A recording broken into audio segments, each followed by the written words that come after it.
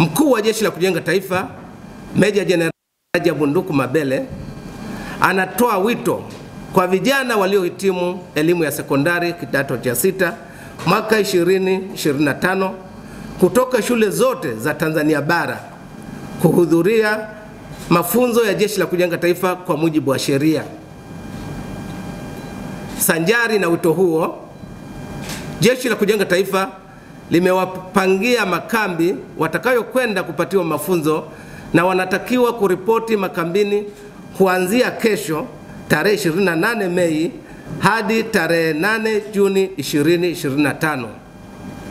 Wahitimu wenye mahitaji maalum and physical disabilities waripoti katika kambi ya Ruvu Jeshi la Kujenga Taifa iliyopo Mlandizi mkoani Pwani, ambayo ina miundombinu ya kuwahudumia watu hao.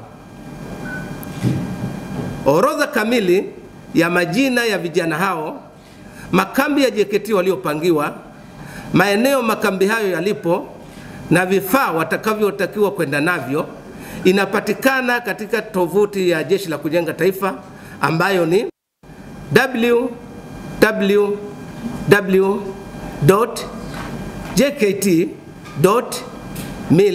www.jkt.mil.tz.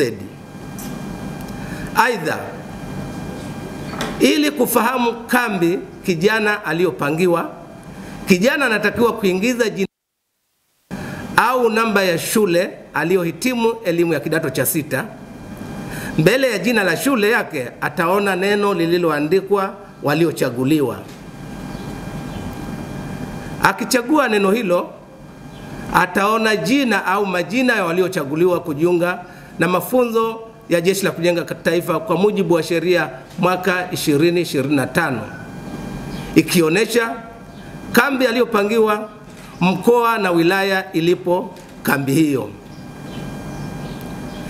Ili kuona majina yote ya vijana na kambi walizopangiwa, mtumiaji atapakua JKT PDF 2025 iliyopo juu kulia katika ukurasa huo.